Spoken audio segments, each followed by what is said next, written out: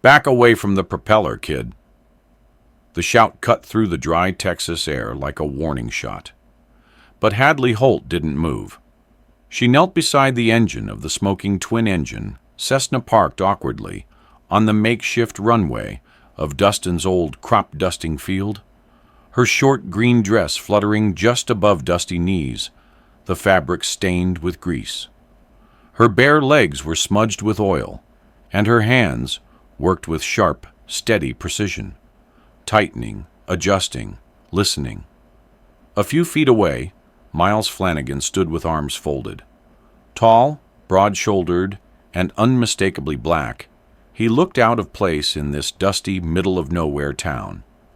His tailored navy shirt clung to his frame, his wristwatch gleaming like it belonged in a boardroom, not next to a grounded plane. He eyed the girl cautiously, not because she was young, but because of something else. He took a step closer, lowering his voice. "You sure you want to be messing with that? I mean, with me?" Hadley didn't look up.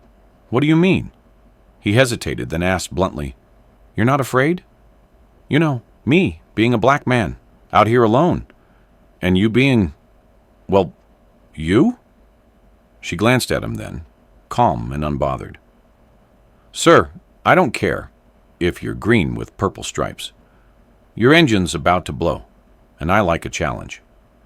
Miles raised his eyebrows, surprised. "That's not what most folks around here would say."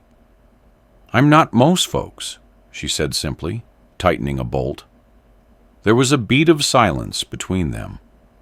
The wind carried heat off the cracked earth, and the smell of oil lingered like memory. For a moment, Miles just watched her. Not for what she looked like, but for how she moved. Precise, intuitive, like someone who listened to the machine more than to people. "You always fix planes and dresses?" he asked. Hadley sat back on her heels and smirked. "Only when I'm not expecting to fix anything, or be interrogated." He let out a breath that almost became a chuckle. "Fair enough." She stood up and wiped her hands on the hem of her dress. "Your number 2 cylinder's misfiring. Magnetos are fouled. Whoever last tuned it didn't torque the leads right." Miles blinked. "And you figured that out by intuition?" "By listening," she said, brushing her bangs out of her eyes. "Planes talk, if you're quiet enough to hear 'em." He paused. "Name?" Hadley Holt. My grandpa was a bomber mechanic in the war. I learned everything from him." Miles tilted his head. "You don't go to school?" "Graduated high school last year, no college. Can't afford it, not yet." She said it matter-of-factly, with no bitterness, but no shame either. He scanned the engine she'd just patched together. "Think I can make it to Houston?" "You'll make it," she nodded. "But go easy on the takeoff." Miles reached into his pocket and handed her a thick black card. "Flanagan Aerotech. Ask for me." She stared at it, then at him. "You serious?" He nodded. "Dead serious. You've got a gift." She took the card carefully, as if unsure it was real. "You don't think I'm just a charity case?" His eyes locked on hers. "I don't do charity. I do potential." He turned to climb back into the cockpit, but stopped. "One last thing," he said over his shoulder. "Thanks for not making this about race." She gave a half smile. "You're welcome for not assuming I would." The propellers spun, the engine roaring to life. Cleaner now, more confident. Miles gave her a salute through the window before taxiing down the dusty runway. Hadley stood alone in the dirt, watching him rise into the sky. She didn't smile, not exactly, but something stirred deep in her chest. Not pride, not hope, something older. Something that felt like change. That evening, after grilled cheese with her grandfather and a long shower, she sat on the porch beneath the glow of a yellow bug lamp. The business card lay between her fingers. She flipped it over. On the back, in neat handwriting, "Justice doesn't always shout. Sometimes it knocks quietly." MF. The next morning, Hadley Holt boarded the 6:05 a.m. Greyhound bus, bound for Houston. Because something in her gut told her this wasn't just about fixing planes anymore. It was about fixing something bigger. Something that had been broken a long, long time. The bus hissed to a stop in downtown Houston just past 11 a.m., its brakes wheezing like an old man catching his breath. Hadley stepped off the Greyhound, with her canvas backpack slung over one shoulder, her short green dress freshly ironed but wrinkled from the ride. The skyscrapers around her felt like glass giants, too clean, too sharp, too vertical. This wasn't Dustin. Here, everything moved fast, and no one cared if you kept up. She checked the address on the back of Miles Flanagan's card, then looked up. There it was, Flanagan Aerotech, a towering structure of steel and tinted windows, its name gleaming like a challenge carved into the sky. At the lobby, a receptionist with a headset and a perfect bob looked up as Hadley approached. "Can I help you?" Hadley hesitated, then offered the card. Miles told me to come." The woman's expression didn't change, but her voice softened slightly. "Name?" "Hadley Holt." A pause. Then the receptionist spoke quietly into her headset, eyes scanning Hadley with just enough curiosity to make it feel like a silent test. "Mr. Flanagan will see you now." She was led through a maze of polished corridors until a heavy glass door opened to reveal a modern office overlooking the Houston skyline. Inside, Miles stood by a model of a jet engine, his dark suit crisp, but his stance relaxed. He turned as she entered. "You made it," he said. "I don't usually turn down a good engine," she replied, stepping in. He chuckled, then gestured to a seat. "Most people would have assumed I forgot, or worse, never meant it." She sat without taking her eyes off him. "I don't trust most people, either." He studied her. "You always like this?" "I'm from a town where women are expected to smile and serve sweet tea. I missed that memo." He leaned forward. "Good, because what I'm about to offer you won't involve tea or smiling." A knock interrupted them. A tall woman in a navy jumpsuit entered, her silver-streaked ponytail tight, face unreadable. "Hadley, this is Karen Black, head of engineering operations," Miles said.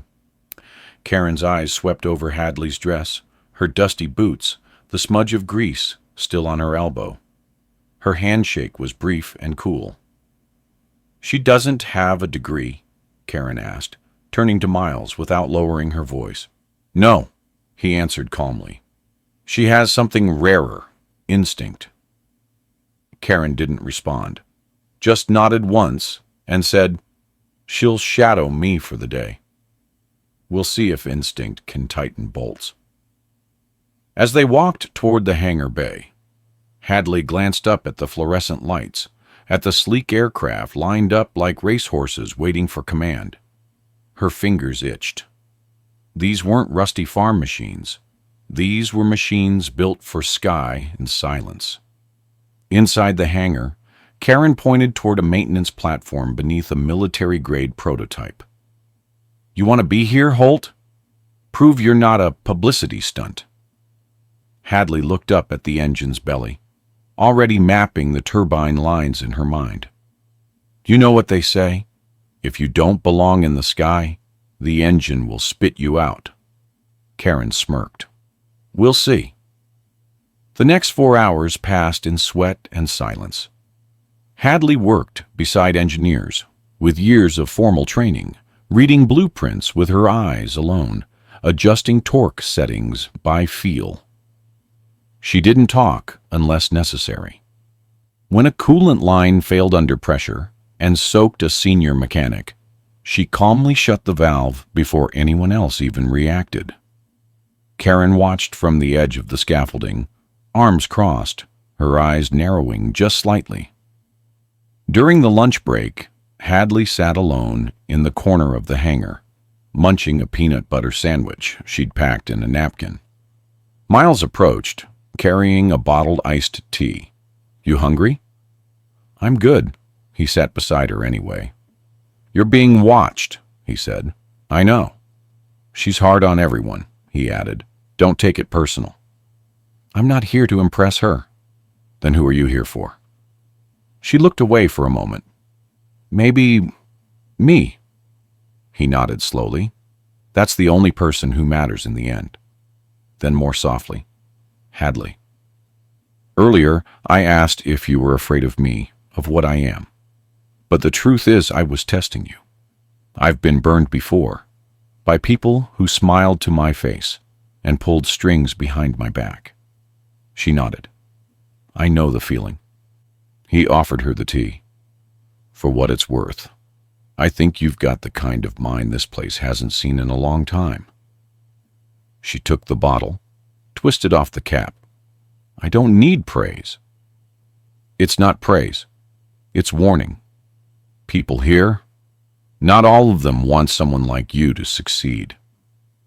"You mean a girl with no degree?" "No," he said. "A girl who doesn't flinch." Later that day, as the sun dipped and the hangar filled with golden light, Karen called Hadley over. "This engine," Karen said, pointing to a sleek jet on the far platform, "won't pass inspection. 2 teams failed to fix it. Show me what you've got." Hadley stepped onto the scaffolding, studied the diagnostic screen, listened to the soft whine of the startup system, then tilted her head. "Something's off in the turbine harmonics. There's a resonance buzz. It's subtle, but there." Karen frowned. "You mean pitch distortion?" "No," Hadley said. "I mean, it's breathing wrong. Like it's holding its breath at the wrong moment." Karen blinked. Then she looked at the screen again. An hour later, the diagnostics cleared. For the first time in 2 weeks, the engine passed. As Hadley climbed down, Karen offered her a clean towel. "You've got something. I don't know what yet. But it's not luck." Hadley looked her in the eye. "Neither is survival." That night, Hadley returned to the small room Miles had arranged for her near the company housing. It wasn't fancy, but it was clean, with a cot, a desk, and a tiny bookshelf. She unpacked the only photo she brought, her and Grandpa Jim, arms greasy, both grinning in front of a rusted-out Chevy. She placed it by the window. Houston glowed in the distance, and for the first time, the sky didn't feel so far. 3 weeks passed. Hadley had stopped counting the days. At Flanagan Aerotech, she moved like she belonged, even if many still acted like she didn't. Her green dress had been swapped for gray coveralls, but the fire in her eyes remained the same. The staff had grown used to her presence. Some nodded now when she passed. Others still watched her with tight smiles and quiet doubts. But none of it mattered. Not to her. She spent her mornings testing turbine calibrations and her evenings in the engine bay, staying after hours to study diagrams most interns didn't bother to look at. There was something about machines, how they made sense when nothing else did. They didn't lie. They didn't judge. Miles checked in often, not too often, just enough.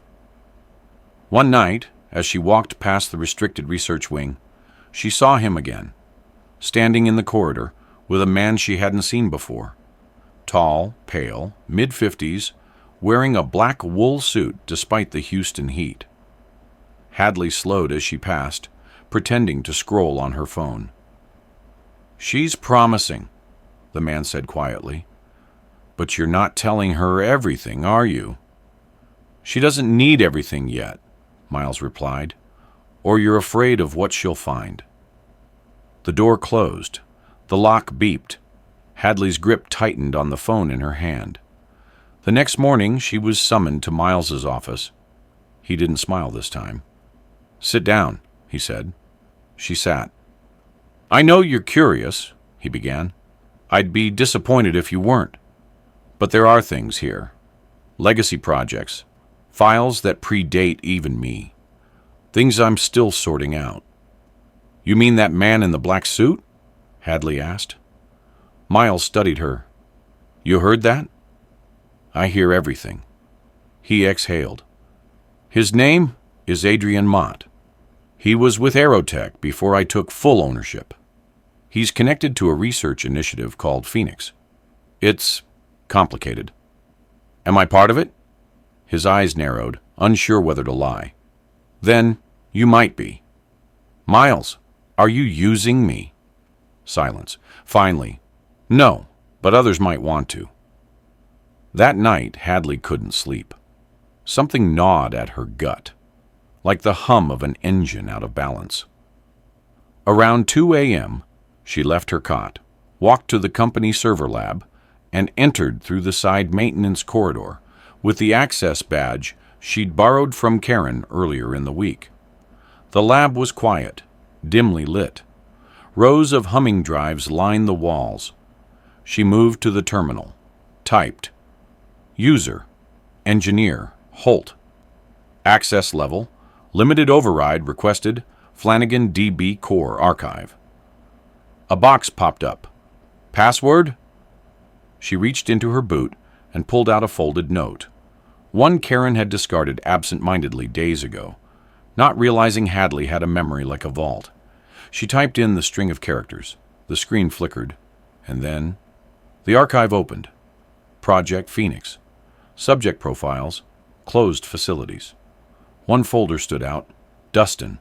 Subject file. H. Holt. Her chest tightened. She clicked. Photos loaded. Scanned medical records. MRI results. Reaction times. Cognitive mapping. Dates. Ages. Notes written in shorthand.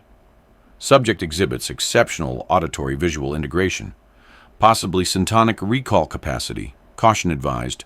No formal education necessary. Skill emerges organically.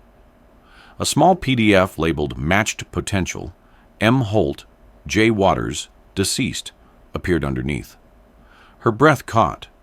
Grandpa Jim's name.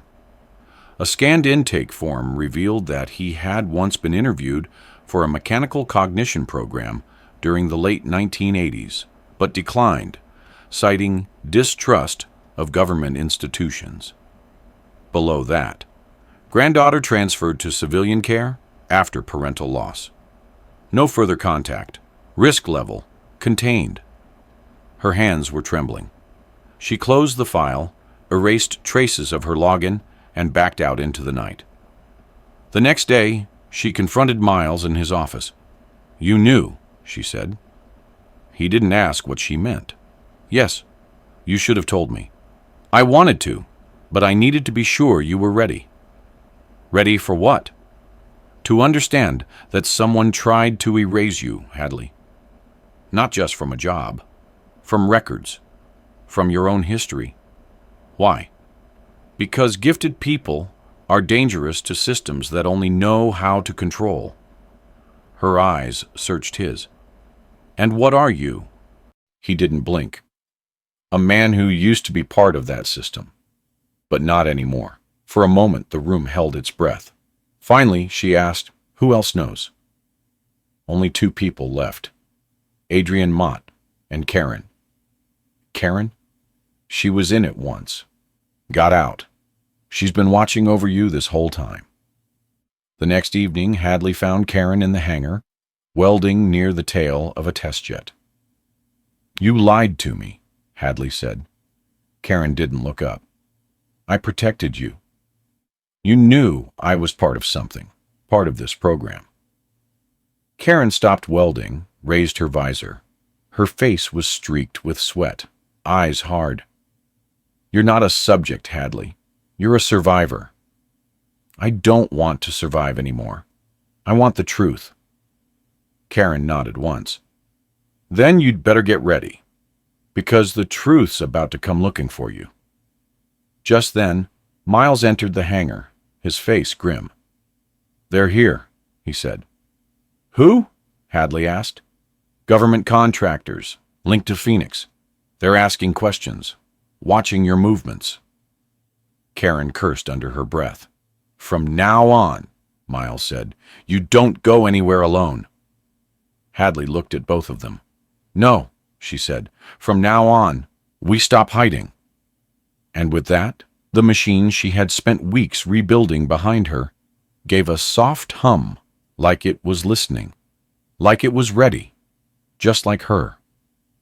2 black SUVs waited outside the Flanagan Aerotech gates the next morning. They didn't wear logos. Their drivers didn't offer names. But everyone inside the building noticed, and no one said a word. Hadley Holt stood on the upper-level catwalk of Hangar C, wiping her hands on a rag while staring down at the engine she'd helped rebuild. Below her, Miles Flanagan and Karen Black discussed legal protocol in hushed tones. But Hadley didn't need lawyers. She needed clarity. And time was running out. They want to meet with you, Miles finally said as he approached her. Off-site, quietly. That's not going to happen, Hadley replied, not looking away from the aircraft. If they want to talk, they can do it in the daylight. They won't, Karen said from behind, arms crossed. People like that don't operate in the daylight. They prefer silence, like rot under a floorboard. Miles stepped closer.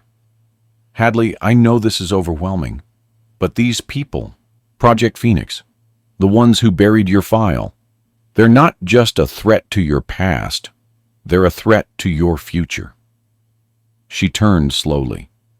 Then why are we still playing their game? That afternoon, Hadley stood before the entire Aerotech engineering team.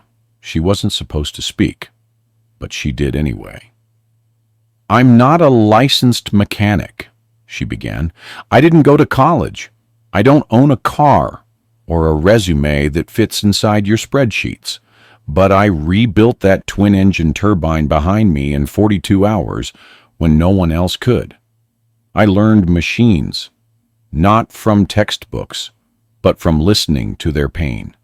Same way I learned people. The hangar went still. There's a file buried in a government server that says I shouldn't exist, that my ability is a liability, that I'm dangerous. She paused, her voice steady. But I am not dangerous. I am awake, and I am done letting people decide what I'm allowed to be. A beat of silence. Then Karen stepped forward beside her. You heard the girl, she said to the room. Now let's see who has the spine to stand with her. That night, the story broke.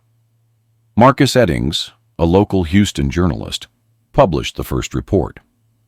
Undocumented program links gifted youth to corporate experimentation. Inside, a leaked excerpt. Subject H. Holt, auditory mechanical integration, field suppressed, assigned no development, risk level contained. The article mentioned Flanagan Aerotech. It mentioned Hadley by name, and it went viral. By sunrise, national outlets were calling. The next day, the 2 black SUVs returned, this time with agents who introduced themselves as Department of Developmental Science, a shell name Miles recognized instantly. They asked to speak with Hadley. She met them on her terms, in public, in the middle of the Aerotech courtyard, with employees watching from the balconies above. Miss Holt, one agent said, we believe you're in possession of proprietary materials from an abandoned federal program. I am, she answered. Myself. The agent's jaw tightened. This is a sensitive matter. We ask for your cooperation. Hadley glanced around at the watching eyes. then back at the agent. "So ask me here, out loud, where everyone can hear what this is really about." Karen stepped beside her, arms folded. Miles remained behind them, silent but present. The agents hesitated, then left. No arrest, no threat. Just a quiet warning in the way they walked. That evening, in Miles's private conference room, Hadley reviewed the rest of the Phoenix files Karen had extracted. 57 names.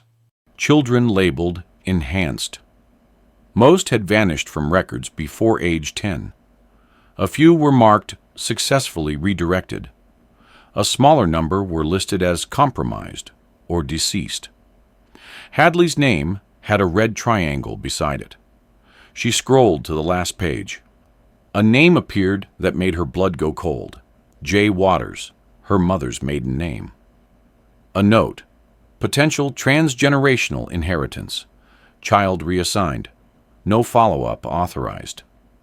She pushed back from the table. They weren't just tracking me. They were tracking my bloodline. Miles leaned forward. They thought your gift was genetic, something they could bottle, replicate. Karen shook her head. But they didn't count on your will. They didn't count on you fighting back. The next day, Flanagan Aerotech received a cease and desist letter.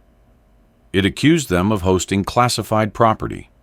It threatened federal seizure. Miles didn't blink. He called a press conference. In front of 5 cameras, he said, "This company has nothing to hide, but it seems someone else does. We will not be bullied into silence, not for uncovering truth, not for defending the gifted children your programs discarded." Hadley stood beside him, arms steady, face calm. Her voice cut through the noise. "You labeled me contained, but I'm not a file. I'm a human being, and I'm here." The room erupted. Later that night, Karen handed Hadley a small black case. "From your grandfather," she said. "He left it in my care when you were 5. Hadley opened it to find a silver ring, etched with an inscription inside. "Machines can be fixed. People must choose to heal." She slipped it on her finger.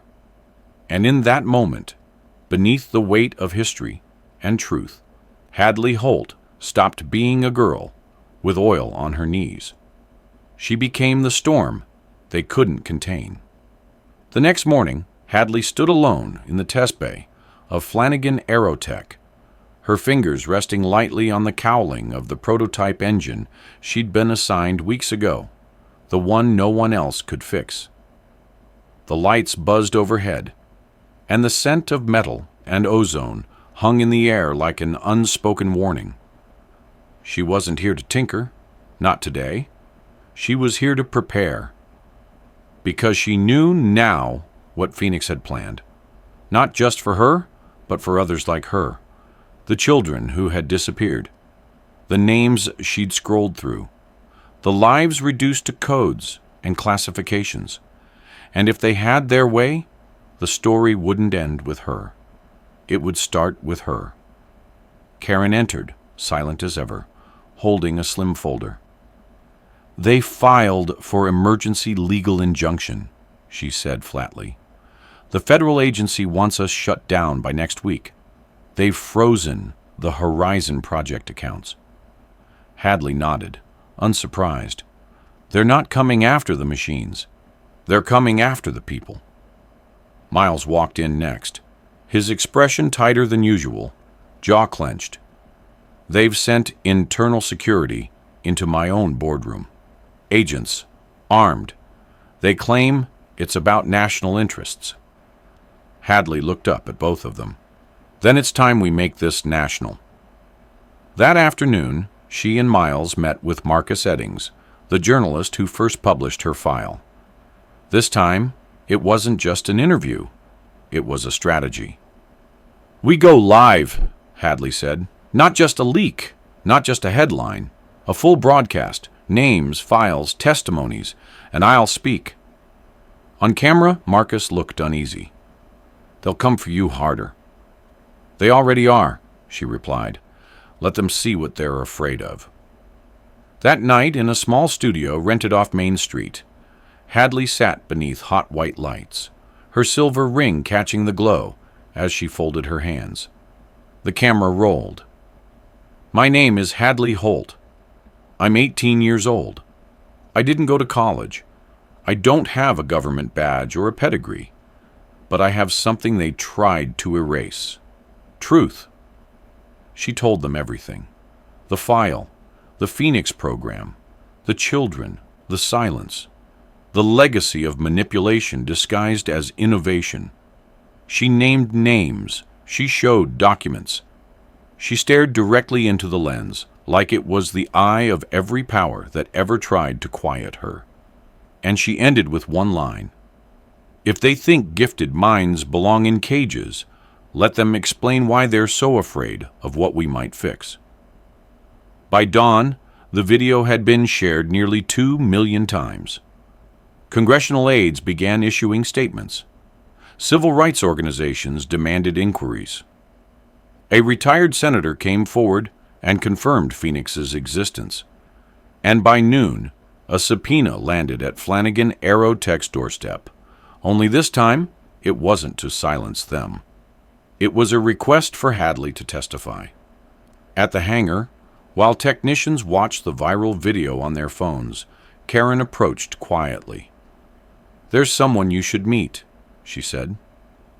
In the far office waited a man in his 70s, with hands like worn leather and a voice that cracked like old radio. "My name's Carlton Avery," he said. "I worked at Fort Ashland from 89 to 92. I remember your grandfather." He pulled a yellowed envelope from his jacket.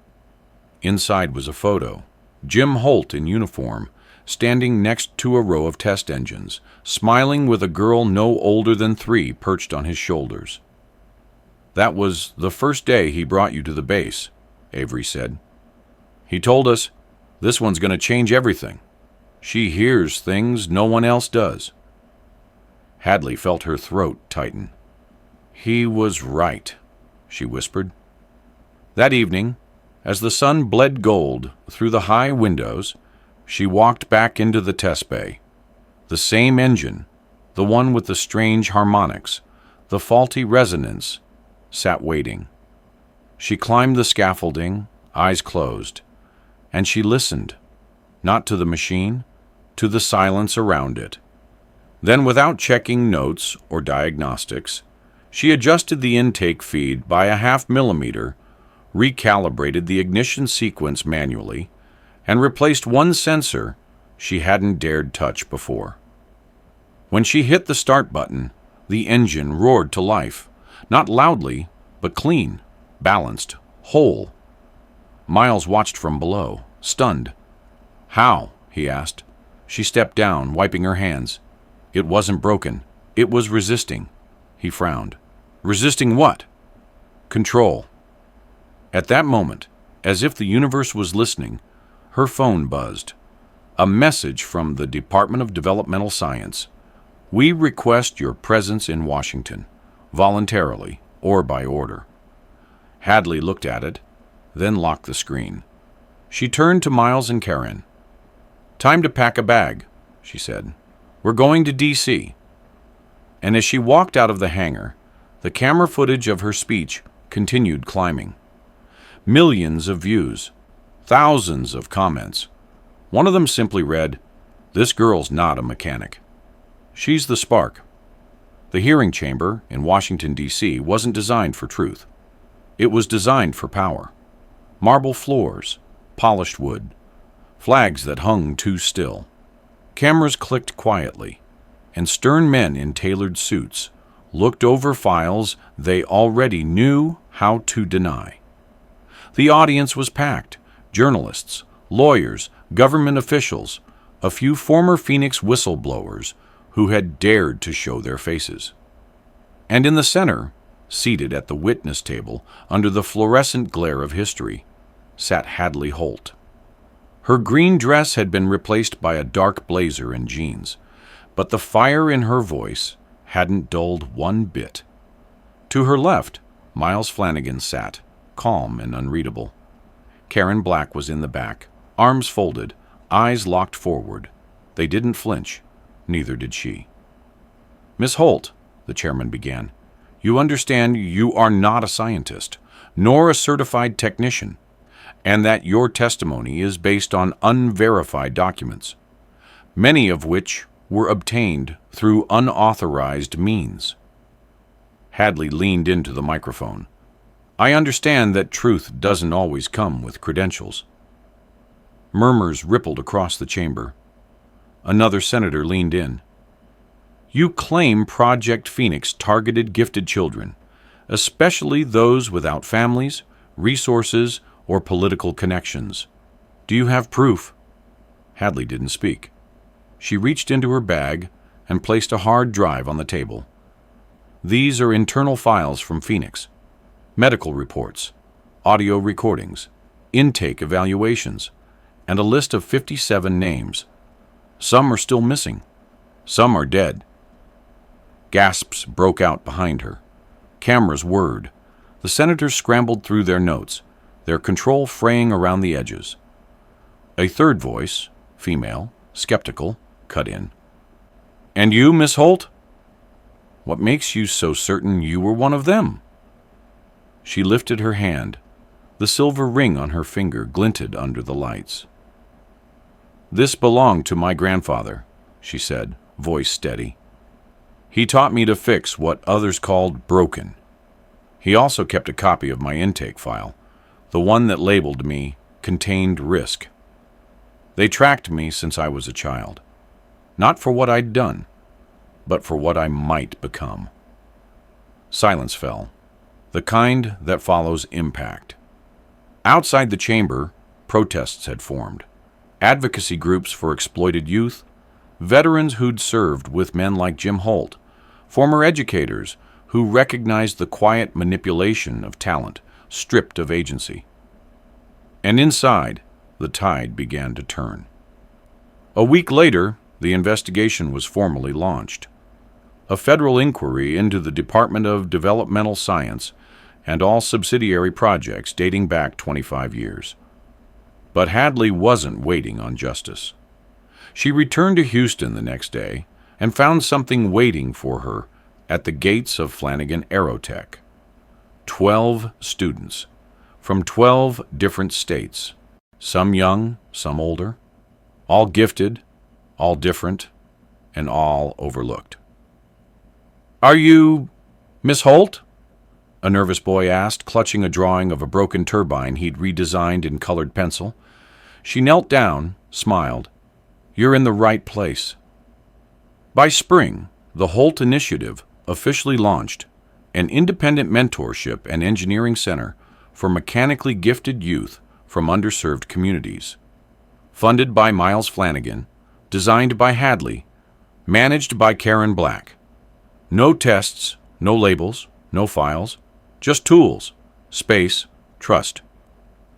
At the center's first open house, Hadley stood beside a restored World War II prop engine her grandfather once worked on. She tapped it lightly. It purred like it still remembered. Miles joined her, a quiet smile playing at the corners of his mouth. "You did it," he said. "No," she replied. "We did." Karen came up behind them, handing her a letter from the Department of Justice. "All charges dropped. Full legal clearance. Recommendation for federal consulting role enclosed." Hadley read it, folded it once, then slipped it into her back pocket without a word. Later that night, as the sun bled orange behind the skyline, Hadley sat alone beneath the same porch light she once dreamed under in Dustin. Only now, the porch was hers. Her phone buzzed, a text from Marcus Eddings. New headline idea, "The Girl Who Lit the Sky." "Too much?" She smiled and typed back, "Just enough." She looked up. The stars were out. And for the first time in a long, long while, the sky felt like it was listening.